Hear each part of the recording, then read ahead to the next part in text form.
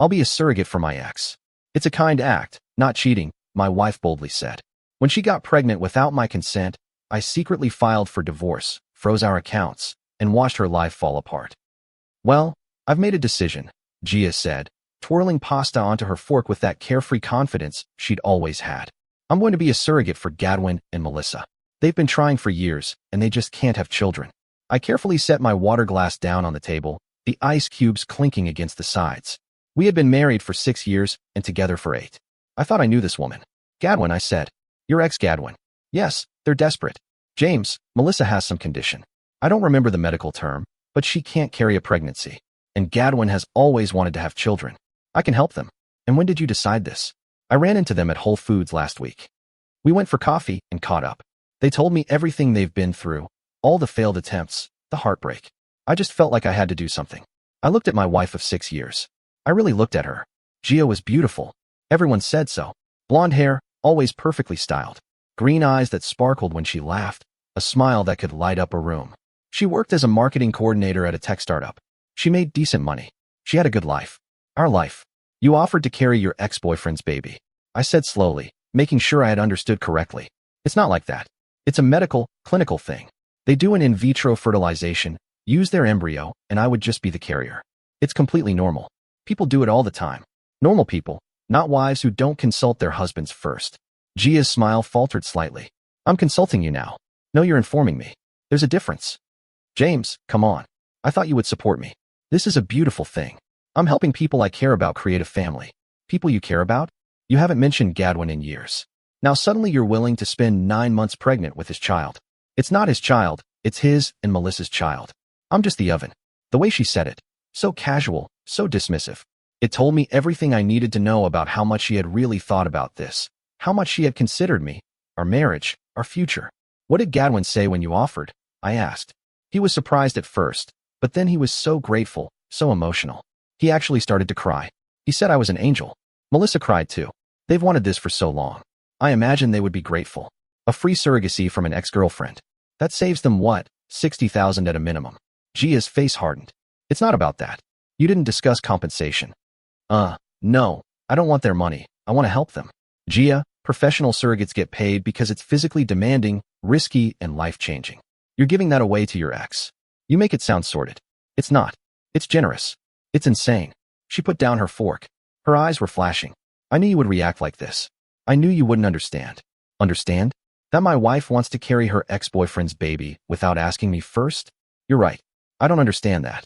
I'm asking you now. You already made the decision. You said so yourself. You're just looking for my blessing after the fact. Gia. She grabbed her purse and stood up from the table. I thought you would support me. I thought you would see this for the good thing it is, but clearly you're too insecure and jealous to understand it. She walked out of the restaurant, leaving me sitting there with 2 plates of pasta and a bread basket. The waiter approached cautiously. Everything okay, sir? Just to check, please, I said. I sat for another 10 minutes, mechanically eating my pasta, thinking about what had just happened. My wife had decided, without consulting me, to become a surrogate for her ex-boyfriend. She expected me to smile and support her. She thought it was a reasonable thing. She was wrong. By the time I paid the bill and walked to my car, I knew exactly what I had to do. I didn't go home that night. I drove to my brother's house in Bellevue, showing up on his doorstep at 9 p.m. with a 12-pack of beer and a story that left him speechless. She what? Kel said, opening his 3rd beer. We were sitting in his garage, which he had converted into a man cave after his own divorce 2 years ago. He understood the value of space. She offered to be a surrogate for Gadwin Matthews, her ex from college. The baseball player, the guy she dated for like 3 years. The very one. Kel shook his head. James, that's insane. She didn't ask you first. She informed me over pasta, like she was telling me she had joined a book club. What are you going to do? I took a long pull from my beer. I'm going to let her do it. What? I'm going to tell her it's fine, that I support her, that I understand she's just helping out old friends. Why would you do that? Because if I object, I'm the bad guy. I'm the insecure husband who won't let his wife do a good deed. She'll resent me. Her friends will take her side. Everyone will think I'm a controller. So, you're just going to accept this? No. I'm going to divorce her, but I'm going to do it smartly. I'm going to protect myself legally and financially before she realizes what's happening. Kel studied me for a long moment. Have you thought about this before? I've thought about a lot of things. Gia has been different lately. Distant. She's been texting someone constantly, getting calls she doesn't answer when I'm around. I thought maybe she was planning a surprise party or something. Now I know she's been planning this with her ex-boyfriend. With your ex-boyfriend? Man. I'm sorry. I know you love her. I loved her. Maybe I still do, but I'm not going to let love make me stupid. If she wants to prioritize Gadwin and his wife over our marriage, that's her choice. But she's going to live with the consequences. What's your plan? I pulled out my phone, opened my notes app where I had been making a list on the drive over. First thing Monday morning, I'm calling Davidson and Associates. Divorce lawyers. The firm that handled your divorce, right? Yep. They're expensive, but they're good. Ask for Patricia Davidson in person. She's ruthless. Good. I want someone absolutely ruthless. Then I'm calling our bank. We have 3 joint accounts, checking, savings, and a money market account. I'm going to freeze all of them. You can do that? According to the research I did on my phone for the last hour, yes, either account holder can freeze joint accounts during a pending divorce. She won't be able to access the money, but neither will I. It all gets sorted out in the settlement. How much are we talking about? About $80,000 in total. Most of it from the inheritance my father left me last year, which I stupidly put into our joint account instead of keeping it separate. Cale winced. Rookie mistake. I know, but at least I can stop her from spending it before the divorce is final. What else? Insurance. She's on my health insurance through my job. I'm calling HR on Monday and taking her off. She'll get a COBRA notification, but that's not my problem. That's cold. That's practical. Once we're separated, I'm not legally required to keep her on my insurance. And since she's about to undergo a voluntary medical procedure that will cost thousands in prenatal care, I'm not going to subsidize it. The surrogacy. Let Gadwin and Melissa pay for it. They're the ones getting the baby. Cale raised his beer. I have to say, I didn't think you had this in you. You've always been the nice guy, the conflict avoider. Nice guy is over. Being nice got me a wife who thinks she can carry her ex's baby with no consequences. When are you going to tell her? I'm not. I'm going to file for divorce, freeze the accounts, cancel the insurance, and let her figure it out for herself. That's brutal, man. She made her choice. I'm making mine. I spent the night on Cale's couch, ignoring the 17 text messages and 4 calls from Gia. Around midnight, she sent a final text. I'm sorry how I handled this. Can we please talk when you get home? I didn't reply. Monday morning, I took a personal day from work. I was a senior accountant at a mid-sized firm in Seattle, and I had plenty of paid time off saved up. My boss didn't ask questions when I called in. By 8 a.m., I was sitting in Patricia Davidson's office in downtown Seattle, going over the details of my marriage. 6 years married, no children, no shared property. Patricia said, reviewing the notes she'd taken. Correct, we rent an apartment. My car is in my name. Hers is in hers. No joint assets, except for the bank accounts. And you want to file for divorce on the grounds of irreconcilable differences. Yes, you mentioned your wife plans to become a surrogate for another couple. Is there any suggestion of infidelity? Not physically, but emotionally. I don't know. The whole situation feels wrong. She's putting her ex-boyfriend's needs ahead of our marriage. Patricia nodded. Washington is a no-fault state, so we don't need to prove anything. But the surrogacy situation is unusual. Has she signed any contracts yet? Not that I'm aware of. She only told me 3 days ago. Good. Here's what's going to happen. We're going to file for divorce today. I'll have the papers drawn up within the hour. We'll serve her at her job. You have her work address? I do. Perfect. Service at work is legal and often more effective. It will catch her off guard, which is what we want. Simultaneously, you will freeze the joint accounts and remove her from your insurance. By the time she realizes what's happening, the legal and financial protections will already be in place. How long does a divorce take in Washington? A minimum of 90 days from filing to finalization, but with no joint property and no children. We can probably get a settlement in 4 to 6 months if she's reasonable. And if she's not reasonable, Patricia smiled. It was not a warm smile. Then we make it expensive for her. A drawn-out litigation costs money. If she can't access the joint accounts and has to pay legal fees out of pocket, she'll settle quickly. And what about the surrogacy? Can I legally stop her from doing it? No. She has bodily autonomy. But here's something to consider. Most IVF clinics require psychological evaluations for surrogates. Part of that evaluation includes assessing the stability of the surrogate's home life and support system. If she's in the middle of a divorce, many clinics will refuse to proceed. They don't want the liability. I leaned back in my chair. So, by divorcing her now, I might actually prevent the surrogacy. It's possible. At the very least, you'll complicate it significantly, and even if they proceed, she'll be dealing with the pregnancy alone, without your financial or emotional support.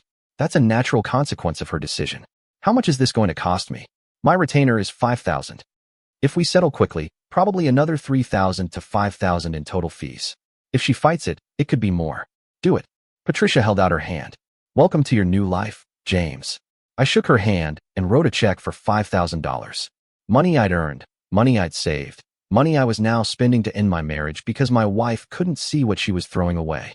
By noon, the divorce papers were filed. By 2 p.m., Gia was served at her office. By 3 p.m., I had frozen all our joint bank accounts. By 4 p.m., I had called my HR department and removed Gia from my health insurance effective immediately. By 5 p.m., my phone was blowing up. I didn't answer. Gia showed up at Cale's house at 7 that night. I was expecting her. She knew we were close, and she knew he would take my side. What I wasn't expecting was that she would bring Gadwin and Melissa with her. Cale opened the door, took one look at the three of them, and called for me. James, you have company. I walked to the door. Gia's eyes were red and swollen. She had been crying. Gadwin stood beside her, tall and still athletic at 32, with his arm around a petite, brown-haired woman who must have been Melissa. They were all looking at me like I was the villain. Can we talk? Gia asked. We can talk through our lawyers. James, please, don't do this. We can work this out. There's nothing to work out. You made your decision. I made mine. Gadwin stepped forward. Look, man, I think there's been a misunderstanding. Gia was just trying to help us. This doesn't have to end your marriage. Gadwin, with all due respect, you're the last person who should have an opinion on my marriage. I'm just saying we didn't mean to cause any trouble, but you did. You accepted my wife's offer to carry your baby without once suggesting she should talk to her husband first. That tells me exactly how much you respect our marriage. Melissa interjected in a quiet voice. We thought you knew. Gia said you were supportive. She lied. Gia's face crumpled. I didn't lie. I thought you would support me. I thought you loved me enough to understand. Love isn't about understanding terrible decisions. Love is about considering your partner before you make life-altering ones. You didn't, so you're punishing me, freezing our accounts, taking me off your insurance. Do you know what you've done? I know exactly what I've done. I've protected myself from someone who was about to drain our accounts and use my insurance to subsidize a pregnancy for her ex-boyfriend. It wasn't about that. Then what was it about, Gia? Explain it to me. Make me understand why carrying Gadwin's baby was more important than our marriage. She opened her mouth, closed it, looked at Gadwin, then back at me. I just wanted to help. At my expense. You wanted to feel like a hero, and you didn't care who paid the price. The embryo transfer is scheduled for Wednesday, she said in a quiet voice. In 2 days, we've already paid the clinic $10,000. If I back out now, we lose everything. Then I guess you have a decision to make. Gadwin put his hand on Gia's shoulder. We don't have to do this, Gia. We can find another surrogate. We can try adoption. Don't blow up your marriage over this. But I could see it in her eyes. She had already decided the embryo transfer was happening. She was going through with it, divorce or no divorce. I'm not the one blowing up the marriage. Gia said, looking at me. You are. You're ending this over something that has nothing to do with us. It has everything to do with us. You chose them over me. I didn't choose anyone over anyone. I can help them and still be married to you. Not anymore. You made sure of that when you didn't ask me first. I stepped back and closed the door. Through the wood, I could hear Gia crying. I could hear Gadwin murmuring something comforting. I could hear Melissa apologizing. Then I heard them leave. Cale appeared with 2 beers. You okay? I will be. You know she's going to go through with it, the surrogacy. I know. And you're still going to divorce her. Yes, even though a part of you still loves her. I took the beer, drank half of it in one long swallow, especially because I still love her. Because if I stay, I will resent her forever. I'll look at that baby and see betrayal. I'll look at Gadwin and Melissa and see the people my wife chose over me. That's no way to live. When did you get so smart? When I realized being nice gets you divorced at 34 with an empty bank account and a wife carrying someone else's baby. Cale clinked his beer against mine. To being smart, to surviving. I corrected. We drank, and I tried not to think about how Gia's hair smelled like lavender, how she laughed at dumb jokes, how she used to curl up next to me on Sunday mornings and say I was her favorite person. That woman was gone. She was probably gone a long time ago. I had just been too in love to notice. The embryo transfer took place on Wednesday at 11 a.m. I know because she texted me from the clinic. It's done. I'm pregnant, or I will be if this works. I hope you're happy. I didn't reply. 2 hours later, my phone rang. Unknown number. I almost didn't answer, but something made me pick it up. Mr. Foster, this is Leonard Baxter. I'm an attorney representing Gia Foster. We need to discuss the divorce proceedings. I have a lawyer. Talk to her. I've already spoken with Patricia Davidson. She's quite formidable. But before this goes any further, I need you to understand the position your wife is in. What position is that? She has no access to money. You've frozen all joint accounts. You've removed her from your insurance at a time when she is potentially pregnant. She can't pay rent. She can't buy food. She can't make her car payment. You've left her destitute. She has a job, She makes $45,000 a year. She can support herself. Her salary goes to bills and living expenses. The savings in those accounts were her emergency fund, her security. You've taken that away. That money is half mine. More than half. Actually, most of it came from my father's inheritance, which you deposited into joint accounts, thereby making it community property. But that's not the point. The point is, you're being cruel. I'm being practical. Gia made a decision that affects our marriage. I'm making decisions that affect our divorce. That's how this works. She is potentially carrying a baby right now. A baby that has nothing to do with your divorce. A baby she chose to carry for her ex-boyfriend without consulting her husband. Let's not pretend this is my fault. Mr. Foster, I am trying to negotiate in good faith here. Can we discuss terms for accessing the accounts, even temporarily? She needs money for basic expenses. No. Correct. No negotiation, no temporary access. The accounts remain frozen until the divorce is settled. If Gia needs money, she can ask Gadwin and Melissa. They're the ones benefiting from her decision. This is unconscionable. This is consequences.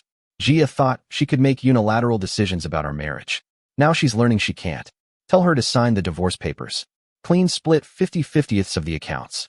After my father's inheritance is pulled out as separate property, she'll walk away with about $10,000 and her freedom to carry whoever's baby she wants. She won't accept that. Commingling the inheritance makes it community property. Then we'll let a judge decide, but I'm not unfreezing those accounts. Your client made her choice. Now she lives with it. I hung up. Kale came into the room.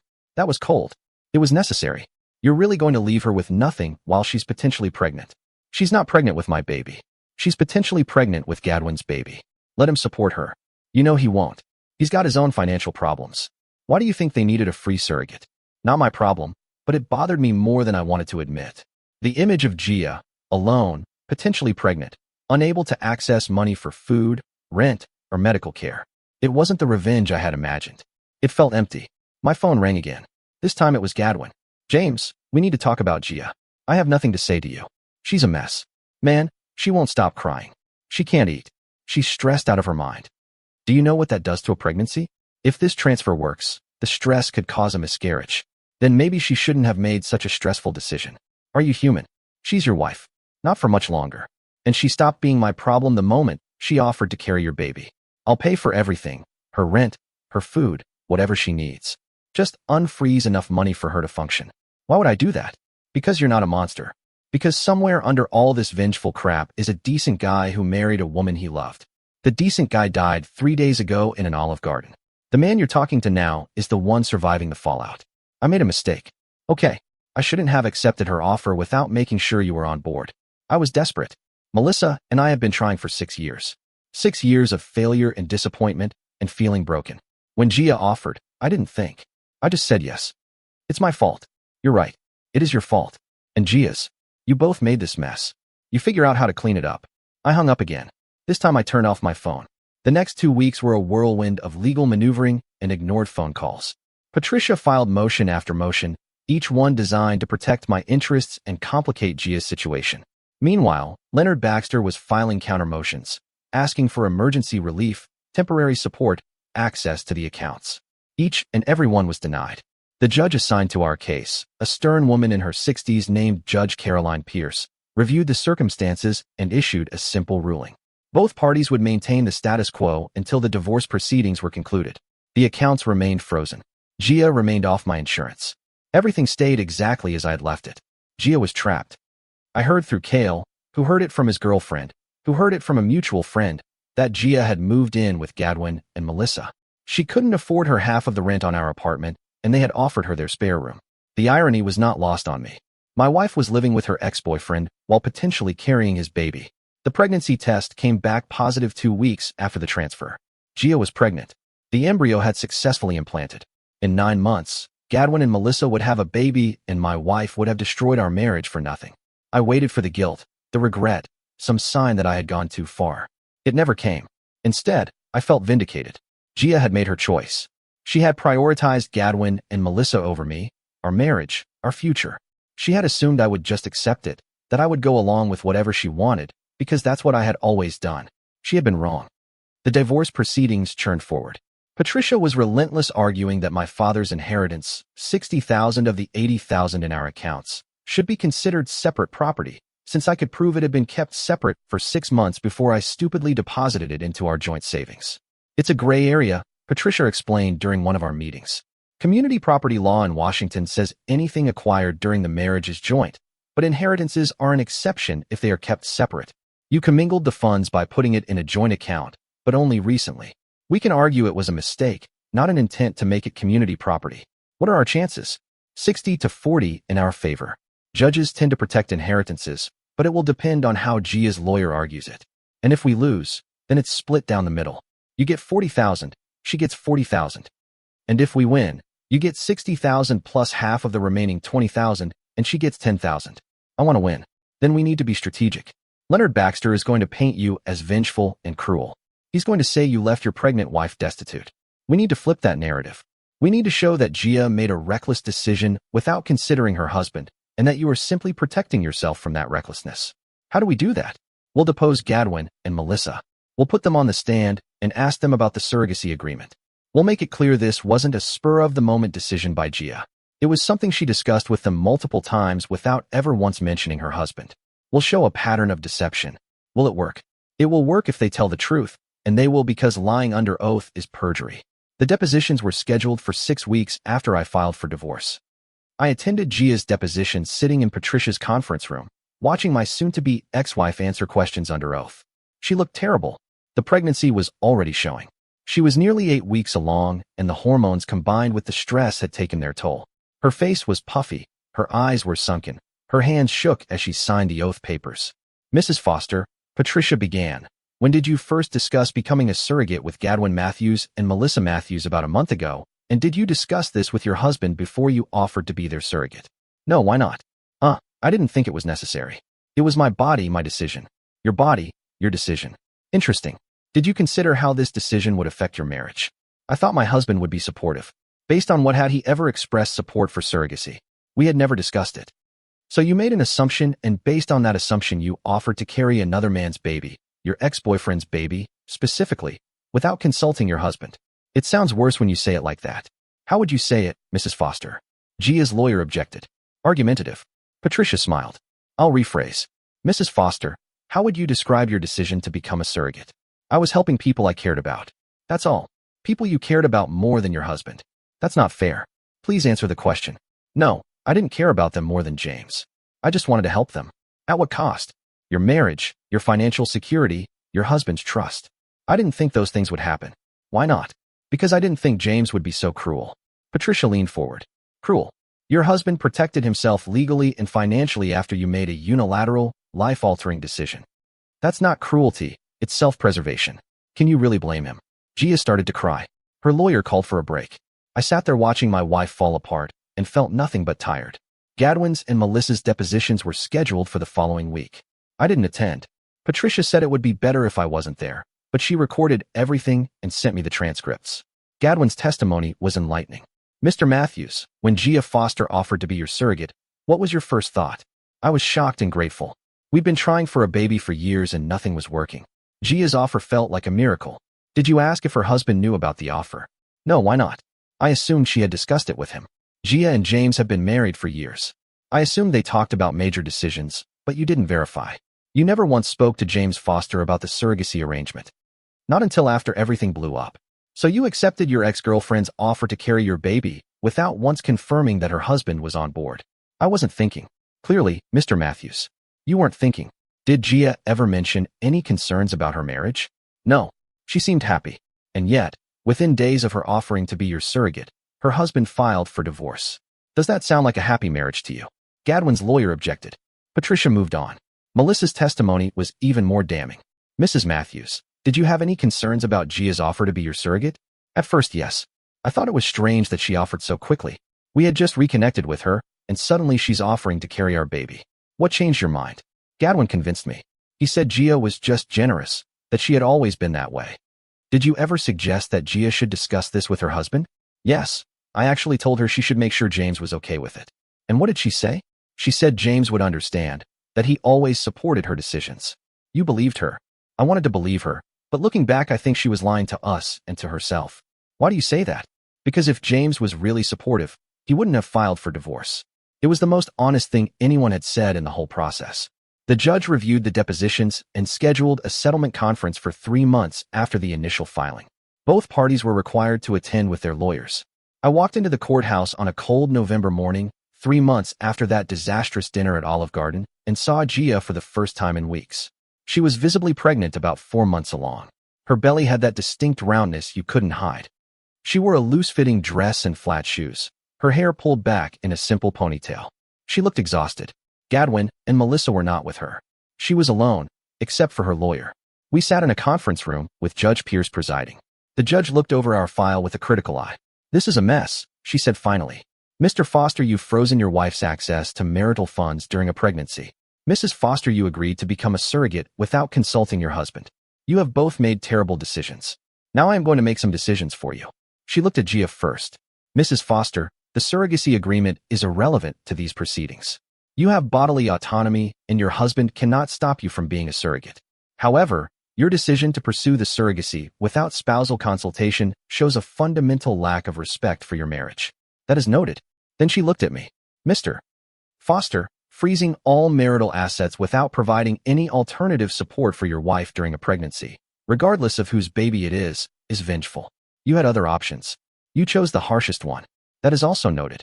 Now here is what is going to happen. Your father's inheritance will be deemed separate property. You will receive $60,000. The remaining $20,000 in the joint accounts will be split equally. Mrs. Foster gets $10,000. That is your settlement." Gia's lawyers started to object. Judge Pierce held up a hand. "I'm not finished. Mrs. Foster, you will receive $10,000 and whatever personal property you brought into the marriage. Mr. Foster, you will receive your inheritance, your half of the joint accounts, and your personal property. You will both retain your respective vehicles. This marriage is dissolved effective immediately. Do you have any questions?" "That's not fair," Gia said. "I'm entitled to half of everything." "You are entitled to what the law says you are entitled to. Your husband successfully argued that his inheritance should be separate property. I agree with him. The remaining joint assets are split equally. If you wish to appeal, you are welcome to, but I will warn you that appeals are expensive and rarely successful." Gia looked at her lawyer, who gave a slight shake of his head. She had already spent thousands on legal fees. She didn't have the money for an appeal. "I'll sign," she said quietly. We signed the papers right there in the conference room. Judge Pierce witnessed it and stamped it. Just like that. After 6 years of marriage, it was over. Gia stood up to leave, paused and looked at me. "Was it worth it destroying everything we had over this?" "You destroyed it," I said. "I just refused to go down with the ship. I was trying to do something good. You were trying to feel important. There's a difference." She left without another word. Patricia shook my hand. "Congratulations. You're a free man. Why doesn't it feel like a victory?" "Because a divorce never feels like a victory. But you protected yourself. That's all you can do." The money hit my account 2 weeks later. $60,000 from the inheritance, plus my $10,000 share of the joint accounts. $70,000 more money than I had had since my father died. I used $20,000 to pay Patricia's legal fees. Another $10,000 went to Cale as back rent for the months I'd been living with him. The remaining $40,000 went into a new, separate, protected, my own savings account. I moved into a 1-bedroom apartment in Capitol Hill. I started dating again.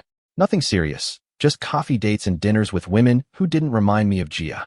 I got back to work, got a promotion, focused on rebuilding my life, and then, 6 months after the divorce was final, I got a call that changed everything. "James, it's Melissa." I almost hung up, but curiosity got the better of me. "What do you want?" "I need to tell you something. Something you deserve to know. I don't want to hear about the baby." "It's not about the baby, it's about Gadwin." I sat down. "I'm listening." "They're together. Gia and Gadwin. They have been for months, since before she offered to be our surrogate." The world tilted. "What?" "I didn't know until recently. I found text messages on Gadwin's phone. They've been having an affair since last spring. The surrogacy wasn't about helping us. It was so she could have Gadwin's baby. She played all of us. That doesn't make sense. The baby is yours. You used your embryo." "No, they didn't. I found the clinic records. Gadwin switched the embryo order. They used his sperm and Gia's egg. The baby Gia is carrying is not mine, it's theirs." I couldn't breathe, couldn't think. "Why are you telling me this?" "Because you deserve to know the truth. Because I'm divorcing Gadwin. And I want you to understand that you weren't wrong. You weren't cruel. You were right to protect yourself. Gia lied to everyone." "How long have you known?" 2 weeks. I've been gathering evidence. I have the text messages, the clinic records, everything. I'm filing for divorce, and I'm suing them both for fraud." "You can prove it?" "I can prove everything. And James, I'm sorry. I'm sorry we believed her. I'm sorry we helped her destroy your marriage. Gadwin and I were just so desperate for a baby that we didn't see what was right in front of us. After she hung up, I sat in my apartment for 3 hours processing what I had learned. Gia had been having an affair. The surrogacy was a cover. She had deliberately gotten pregnant with Gadwin's baby and made me think it was an altruistic gesture. I had divorced her thinking she was misguided. She was reckless. It turned out she was just a liar. The news broke 2 months later when Melissa's lawsuit hit the courts. She sued Gadwin for fraud, emotional distress, and breach of contract. The local news picked it up. Surrogacy scam. Woman allegedly fakes surrogacy to have lover's baby. Gia's name was all over the Seattle news sites. Her face, older now, hardened by pregnancy and stress, stared back at me from article after article.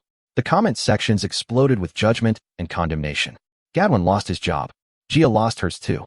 Neither of them could show their faces in public without being recognized. And I watched it all unfold from the safety of my new life, feeling a satisfaction I hadn't felt since this whole nightmare began. Kale called me the day the news broke. You see the news? Yep. How do you feel? Vindicated. That's it. Just vindicated. What else should I feel? I was right. Gia was lying. I protected myself. That's all I wanted. You're not even a little bit sad. I'm sad I wasted 6 years on a woman who turned out to be a liar and a cheater. But I'm not sad I divorced her. Best decision I ever made.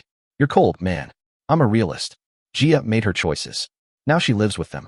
Not my problem, but it bothered me more than I wanted to admit. I loved Gia once. I really loved her. And now that love was tainted by betrayal, lies, and the knowledge that everything I had believed about our marriage was false. The baby was born in March, almost exactly a year after that dinner at Olive Garden. I didn't go to the hospital. I didn't send flowers or congratulations, but I heard through mutual friends that it was a girl, 7 pounds, healthy, beautiful. Gadwin and Gia were together, living in a small apartment in Kent, struggling to make rent and support a newborn on Gadwin's unemployment checks and whatever freelance work Gia could scrounge up. Melissa won her lawsuit. The judge awarded her $50,000 in damages, money that Gia and Gadwin didn't have and probably could never repay. And I sat in my comfortable apartment, drinking a beer, watching the sunset over Seattle, and finally felt like I could breathe again. 2 years after the divorce, I was sitting in a coffee shop in Fremont when Gia walked in. I recognized her immediately, though she looked different, thinner, older, tired. Her hair was shorter, streaked with gray. She hadn't bothered to dye it. She was carrying a diaper bag and pushing a stroller. She saw me the same moment I saw her. Her face went pale. For a moment, I thought she would leave, that she would turn and walk out rather than face me. But she didn't. She stood in line, ordered her coffee, and when she had it, she walked over to my table. James, Gia, can I sit down? It's a free country. She sat, the stroller beside her. I could see the top of a small head, brown curls sleeping peacefully. This is Emma, Gia said. She's 2. Congratulations. I know you know the truth about Gadwin, about everything. Melissa told me. I figured. I'm sorry I lied, that I manipulated you about everything. Are you sorry, or are you sorry you got caught? She looked down at her coffee. Both, probably. I was selfish and stupid. I convinced myself I was doing something noble, but really, I just wanted Gadwin back. I wanted the life we could have had if we'd stayed together, and I was willing to destroy everything else to get it. And how did that work out for you? Not well, obviously. Gadwin and I are barely scraping by. He can't hold a job. I can't get any decent freelance work because everyone knows who I am. Melissa's judgment hangs over our heads like a guillotine. We'll probably be paying it off for the rest of our lives. Good. She flinched. I deserve that. You deserve worse. Probably. But for what it's worth, I am sorry. I'm sorry I hurt you. You were a good husband, better than I deserved. Was any of it real? Our marriage? Yes, I loved you at the beginning, James. I really did. But then Gadwin came back into my life, and all those old feelings came rushing back. I told myself I could have both of you, you and him. I was wrong. Yes, you were. She stood up, gathered her things. I won't bother you again. I just wanted you to know that I'm sorry and that you were right to leave me. You deserve better. I know. She left, pushing the stroller out into the gray Seattle drizzle. I sat for a long time finishing my coffee, thinking about everything that had happened, the betrayal, the divorce, the revelations, the revenge, and I realized something. I wasn't angry anymore. I wasn't hurt. I felt nothing but relief that I had gotten out when I did. Gia had made her choices. Gadwin had made his. They had built a life together on a foundation of lies and betrayal, and now they were living with the consequences. I was free. Free to build a new life. Free to find someone who would actually respect me. Free to be happy. That was the real revenge. Not the frozen accounts, or the divorce, or the vindication. The real revenge was moving on and building something better. while they struggled in the mess they had created. I finished my coffee, stood up, and walked out into the rain. I had plans for dinner with a woman named Rebecca, a kindergarten teacher, kind, funny, honest, someone who communicated, someone who respected boundaries, someone who was everything Gia was not. I smiled as I walked to my car. Life was good. Life was finally, genuinely good. And Gia could live with her choices.